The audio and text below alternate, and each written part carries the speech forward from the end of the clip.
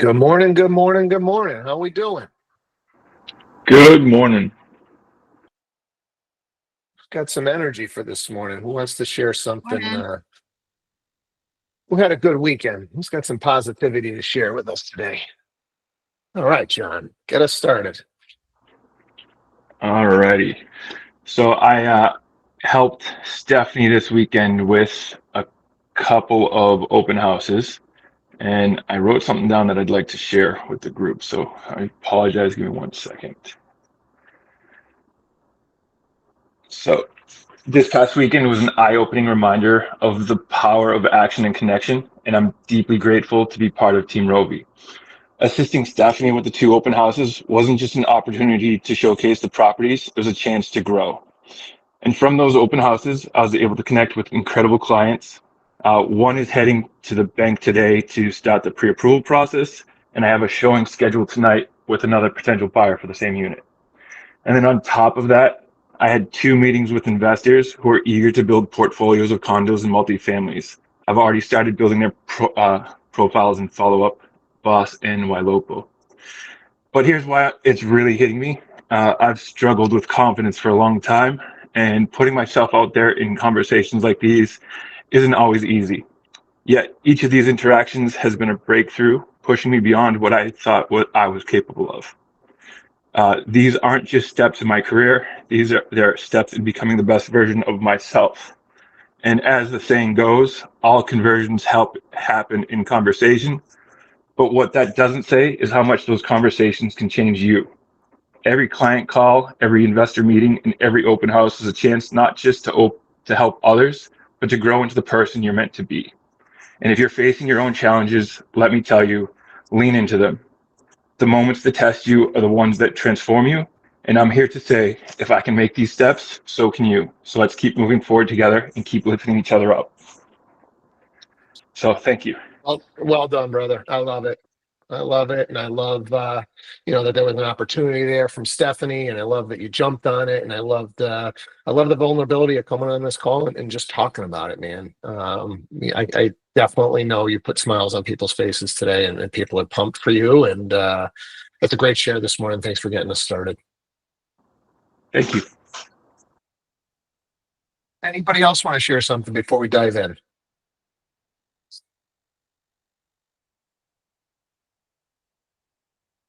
All right, we got an action-packed day today. Let's see what we can get to. First thing I wanted to share with you is one of the companies that I get some news from put together what they're calling the 10, which was just kind of the 10 topics that made the most noise throughout the 2024 real estate season. So let's just kind of recap some of these things. We've talked about some of this stuff, but not all of it. And if you're not, if you're looking for a news source, these guys are pretty darn good, right up there with Inman in the coverage and stuff. So Inman's a little bit more firewall. These guys will let you look at some articles before they'll make you start paying for it. So,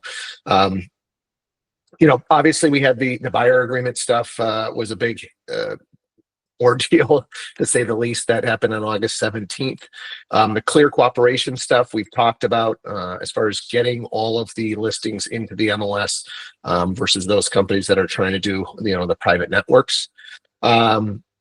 So the DOJ, I don't know if we talked about this one, but the DOJ decided to get involved in the NAR settlement just days before it was supposed to get approved. It still got approved, but clearly the DOJ is not happy with this settlement and is trying to take additional action. So we'll keep an eye on that. EXP had a new CEO. And he's been actually pretty good. So they had a bunch of executive departures. They had the sexual harassment lawsuit. Their agent account has been declining for sure. EXP took a hit, but Leo has stepped in and done a really good job over at EXP. He did a really good job with the NAR settlement. EXP came out with, one of the first forms for agents to use. So that's just kind of interesting. We had our first MLS go private. So RE Colorado was sold to a private investor. I think that marketplace is still deciding on whether this was good. That investor came in and made some initial changes to the agreements. That the brokerages and agents were no longer the owners of the data, that the MLS would now be the owners of the data. They kind of slipped that into the new agreement that they have already signed. So it's going to be interesting to see how that plays out, because I know they had a bunch of holdouts on signing that agreement. Um, Obviously, Sharon, has really pushed the envelope with regards to Real and their tech and the kindness movement. Real is really kind of been forefront as well on the NAR stuff, with Sharon taking the lead. We talked about the portal wars and everything that's going on there with CoStar trying to kind of go after Realtor.com and Zillow. Housing market defies optimistic predictions. It's been a kind of a weird year. Sales have still, kind of in the low 4 millions is where we're going to end up, which is not a great number for us as agents. We want to be typically closer to the 5 million and up mark for us to be pushing the amount of deals that agents can build on. This is an interesting one that we did not talk about, which is law professor Tanya Montessori speaks up on the buyers and sellers, came out and was vocal that she didn't think that these buyer agreements in the NAR settlement were good. So she is a consumer advocate, kind of taking the same stance as the DOJ. And it's interesting because I think that the buyer agreements have been great for us. We no longer have to run around with buyers and not be sure if they are going to be working with us or not. But at the same time, it is, a little bit daunting for a buyer to just sign one of these agreements right off the rip. So obviously, I think we've been discussing some good strategies on how do we make them feel comfortable, not trying to lock people into anything. I think locking consumers in, without adding the value is just, it's not a smart move. Make it I'm going to add the value. I'm going to show you what I'm going to do before we're going to agree to work with each other. And then we haven't talked about this one too much either, but NAR has been under some heavy fire for lavish spending amongst the executives. Some of the, I don't know how it got leaked, but some of the expenses and some of the parties and the after parties and the travel expenses from the CEO down were pretty bad. And we saw a lot of turnover in the leadership team. It's going to be interesting to see how the Realtor Association kind of stabilizes itself and what their mark is going to be moving forward and how they're going to add value to us agents. So that rounds out the top 10. Does anybody have any questions on any of that stuff?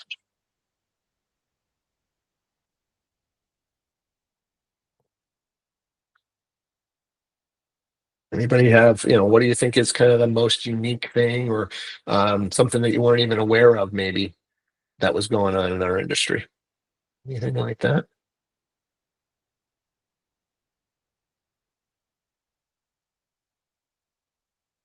All right. Well, that was your top 10 stories from 2024.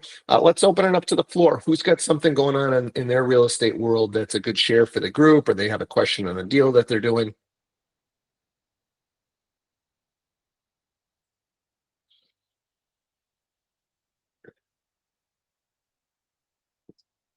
We are doing deals, right? When we do deals, we run across weird situations.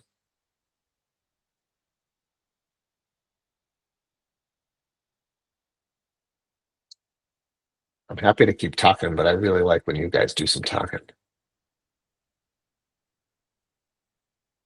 All right, I will share something else that was new that we didn't get to last week. So when we talk about what's going on with consumers and their kind of understanding of the buyer agreements, buyer representation. I mean, I think a lot of agents don't even understand the different opportunities that exist or different types of agency that exist. Never mind a consumer. So I think NAR did a pretty good job with the consumer guide that they released last week that we haven't had a chance to take a look at. So let me share this one with you. It's a nice one pager. And I think anytime you're going over a page or you got a whole PDF long thing, people get lost in that stuff. I thought this, and you can get this off of the NAR website. It might just help when you guys are doing your conversations with buyers or with sellers to really explain the different types of agency. And they do vary by state. So, they may hear of a friend, well, our friend had this type of representation, but they could be in a different state that practices a little bit differently. So this kind of does a really good job of laying out the differences of, what a listing agreement does and how that engages you as a client, what the buyer agreement does, and then what are the types of agency. So single agency, this is probably the most common situation where an agent is going to represent one side of the real estate transaction. Dual agency, where one agent is going to represent both sides. And I guess this is the one that some states don't even permit this. And I think this is the one that's most in question moving forward, because it's extremely difficult to do this properly. Right? If you just think about, people's financial interests, it's difficult to kind of be just in the middle and actually give representation. Sub-agency, you don't see this too often. This is when one agent works with another agent on behalf of a buyer or a seller, typically a seller. And then designated agency. So this is a form of dual, but where both agents are at the same brokerage. But this one's a little bit cleaner because you are just taking, hey, you represent the buyer, you represent the seller. So yes, we're both at the same brokerage, but we really, we have our client's best interests in mind. So I always think that this is the better way to do it. Designated agency was a newer agency type that kind of evolved out of the dual agency issues.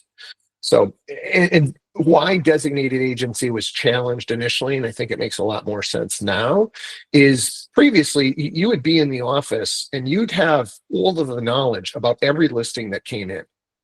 Right. So when my first year at Century 21, every agent knew about every listing that we brought to the market.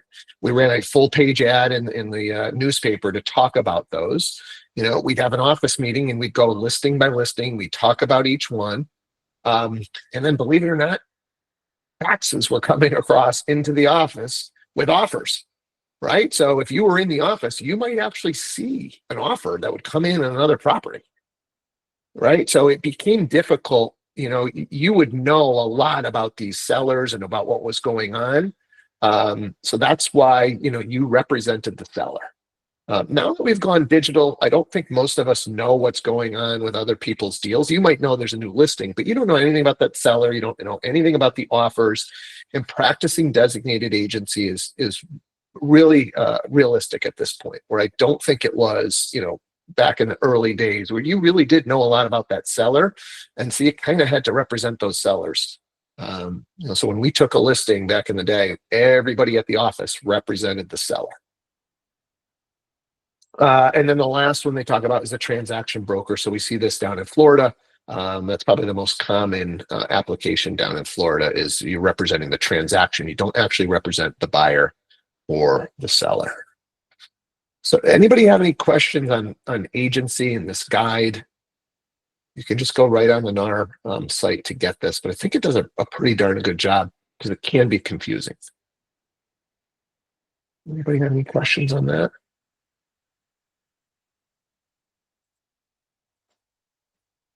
So just in general, I would, my recommendation is to stay away from dual agency and try and get another agent involved when those situations come up.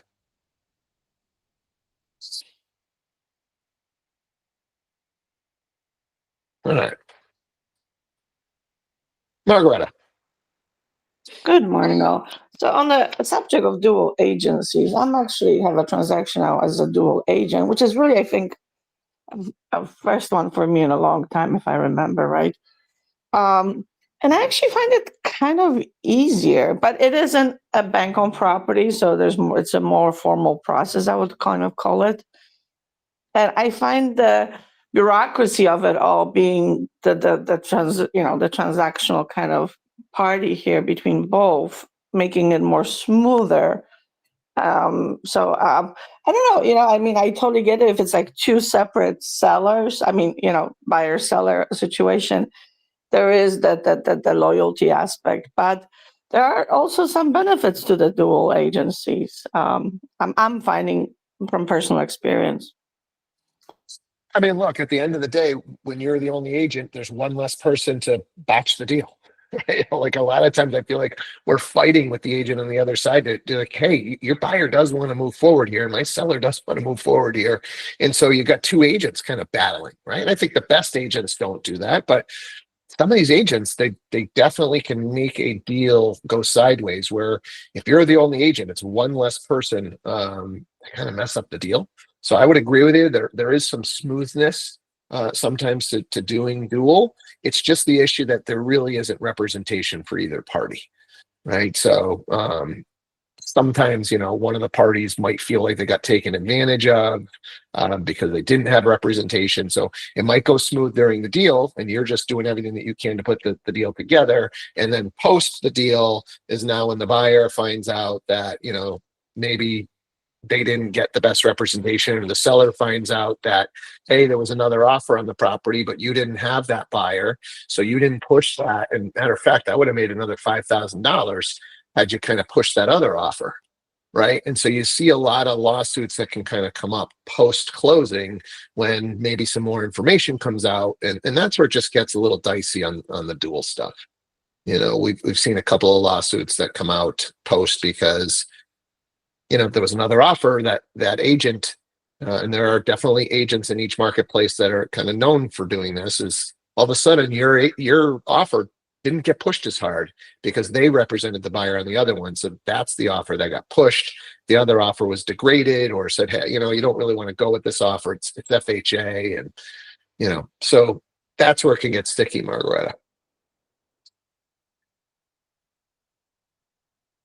Anybody else have questions on the dual stuff?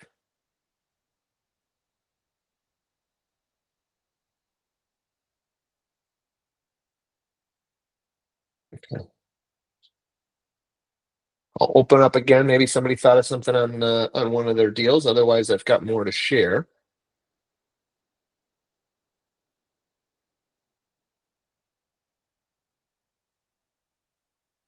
So I've been really doing a lot with Chris Voss lately. So I'd like to share a couple more pieces I saw from Chris that I thought were interesting on negotiations. So let me share.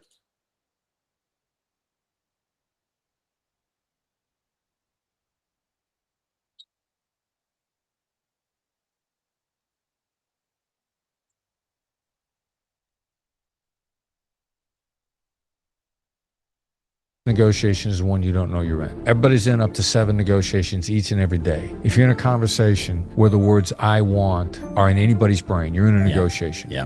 If you're in an interaction where you're hoping the word yes comes out, you're in a negotiation. One of my favorite examples, a gentleman worked at Starbucks, said, I give decaf to people who are mean to me. Are you in a negotiation when you're ordering coffee at Starbucks? Yes, you are. The most dangerous negotiation.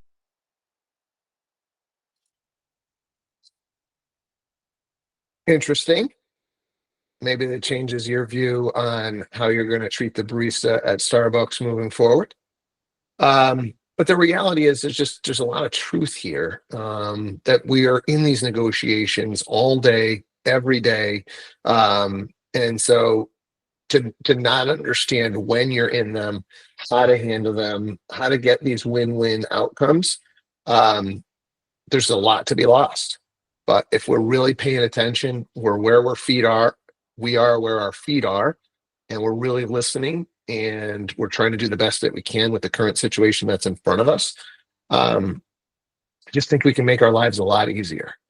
And so I think negotiations are super, super important, whether it's you and your significant other, it's you and your child, it's you and the barista. They're just happening all the time. And I think we just think when we're in sales that the only negotiation is with our clients, but there's so much of this stuff going on, and there's so much to learn, which is why I find a lot of his stuff interesting. So I don't know if anybody has any comments on this one.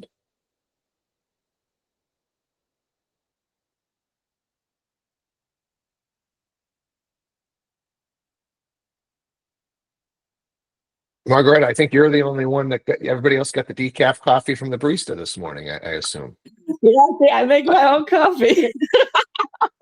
but it's true. I know some people at Starbucks, and that actually is true, believe it or not. Anyway, you know what? I think the biggest thing about negotiation is just in general communication, which is number one issue for companies, for world. And I think when you look at successful individuals, the thing that's one of the best features of their makeup, if you want to call it, is their way of communicating. Sometimes people, it's not necessarily that they're the most smartest, the most intelligent, the most knowledgeable people. It is just the communication. How are they doing it? Like their projection, you know. I think sometimes we don't give it enough value that, you know, it's your body language. I mean, communication is just so much to us as a human species. So, you know, that is almost above anything. I think almost trumps knowledge. If you can communicate well, to some degree, I think you just. I think there should be more focus on that in the professional sphere of people development. I think that's just something that will elevate your game. Yeah, 100%. I was at my son's soccer practice. I think this was last night, actually, last night or the night before. And I was talking to one of the parents, and she is a professional development teacher. So she used to teach, and now she's kind of elevated to this professional development. So when your kids have that professional development day, she is one of the people that is coming in and kind of assessing how the teacher is doing, kind of giving them some feedback and giving them some tips and tricks on what to do when they go back into the classrooms. And she was talking to me about even just communication for the adults, because these teachers were used to just getting up there and lecturing, and you know, the kids would take notes, and that's how it went. And with today's world, the attention spans are 5 minutes maybe on these kids.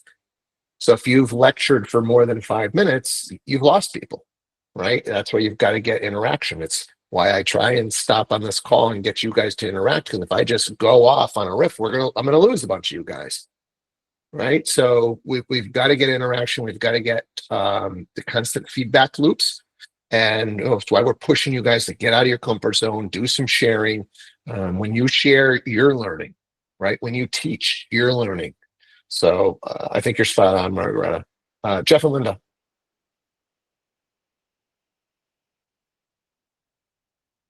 You're muted if you're trying to go.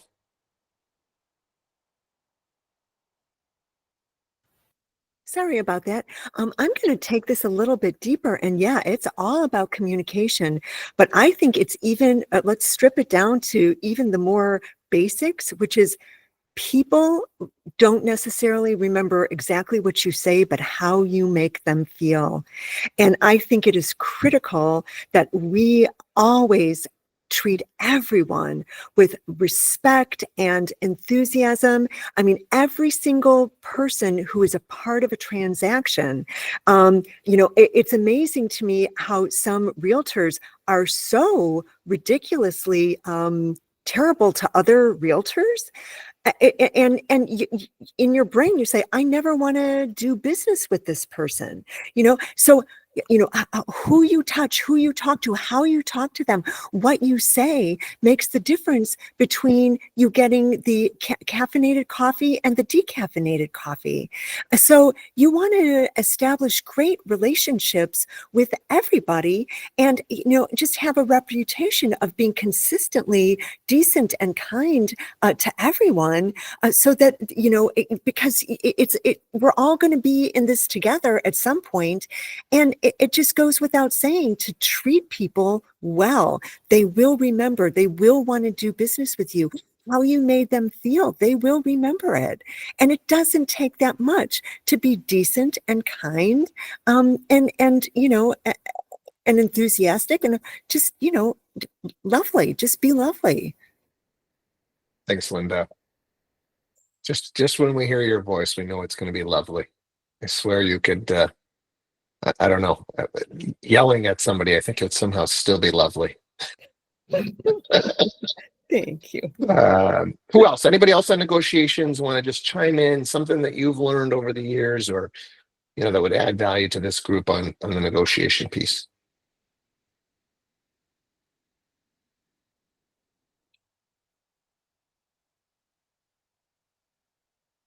Simpson. So I would kind of second what Linda said, but also in addition to that, with working with these other agents, I find that ego gets in the way a lot, like so much more like than I thought it would when I first got into this industry. You know, this I don't know what it is with that mentality, but I've had a couple deals fall apart for that exact reason. Opinion doesn't matter when it comes to agents, in my opinion. I as I say that, when I'm presenting an offer or I'm telling them this is what my buyer is saying and I'm getting opinions back. Like they're texting me or responding to me immediately. Well, I don't think this or I don't think that. I'm not asking what you think. I'm telling you this is what my buyer is saying. Can you please relay that to your seller? I'm all for having a conversation just because I know that, you know, any offer or anything sent with context makes a huge difference versus just sending it on paper. But especially during negotiations, I wish that more agents would just really leave opinion out of it because there's no room for it. You know, it's the seller and buyer that whose opinions are the only ones that should matter in that situation. And I've had deals fall through because of that reason. Yeah, I definitely have heard a lot of stories where you know the buyer's agent is trying to convince the seller's agent of something, and the seller's agent saying no, and the buyer's agent saying, "Could you just please present it?" And then it gets presented, and all of a sudden we got ourselves an accepted offer. So, you know, when you've got that seller side, you know, just present stuff and have a conversation. You know, literally, you could have had a conversation with your seller on Tuesday, and this has happened to me. Right? You have a conversation on Tuesday. And I'm making up some dates and times and stuff, but you have the conversation on Tuesday. The offer is $300,000 for the property. And on Tuesday, they want nothing to do with $300,000. And then something happens in their world on Wednesday or Thursday or Friday. And another offer comes in on Saturday for $300,000. And they say, you know what? Let's just do the deal. Right? Something came up, something changed the urgency, something changed their timeline. And all of a sudden, $300,000 is going to work. Right. So to just go to that buyer's agent and say, no, we just had an offer of 300,000 on Tuesday. They said, no, I don't think this is going to work, is not the right approach. Right. You just present the offer, have the conversation, see where your seller's head is at. And something literally might have changed in the past week. Lauren.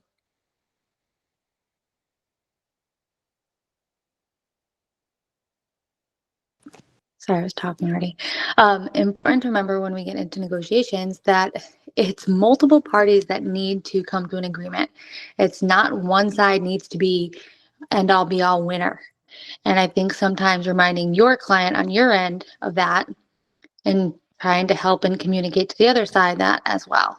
Right? I know what your client wants here. I know what my client wants here. We need to come to an agreement.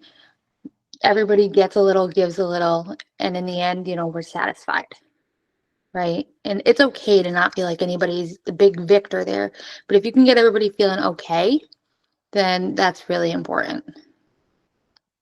Yeah, definitely. There's a lot of parties involved in these deals. So we got to try and, you know, be the integrator between all parties. Margareta.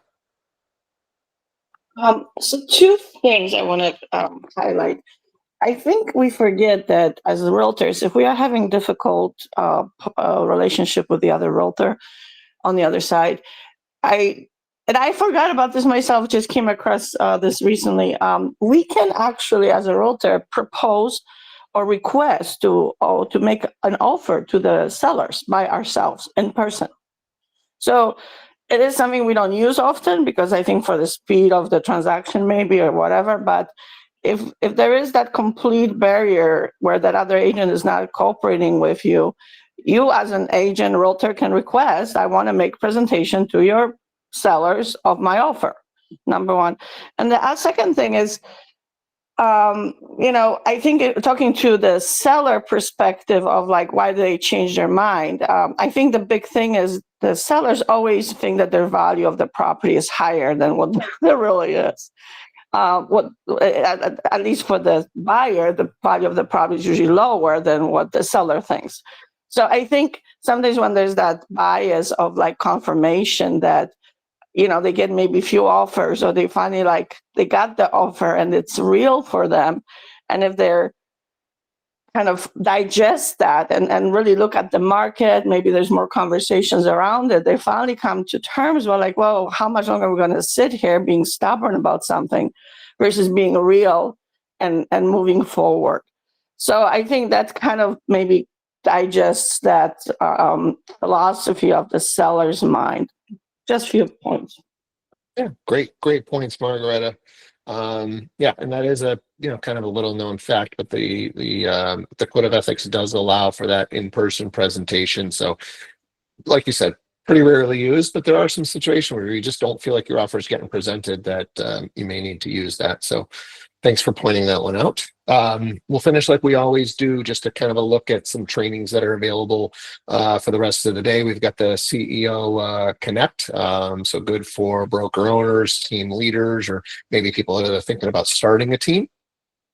Commercial Real Estate 101, social media and marketing, and the sales accelerator. So I believe Lauren has verified that those are all Pacific time. So that first training would start at 11, then noon, then 1, and then 3 o'clock. So we'll finish up with that. Appreciate you guys coming out on a Monday morning here. Let's get the week started correctly. If you are not signed up to come see Sharon live and you are in New England, please get your ticket. He is one of the best speakers I've ever seen live, and he's going to be at the Mass Mutual Center this Friday. We will be there 10 to 2. He is speaking from 10:30 to noon-ish. We've also got 3 local leaders from other brokerages that are going to kind of talk a little bit about how they've gotten to where they've gotten and what they're doing to stay ahead.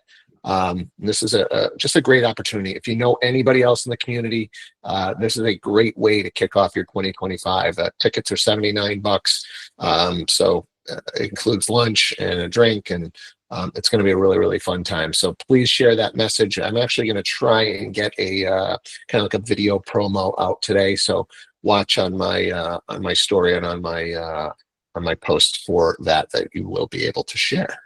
All right. Where do you get the ticket? Just DM me, Margareta, and I'll get you the registration link. Great, thanks. You bet. Anybody have any questions about the event? All right, we'll see you guys again, same time, same bat channel tomorrow. Have a great Monday. Thank you. Bye, everyone. Have a great day. Thank you, guys. Have a great day. Bye.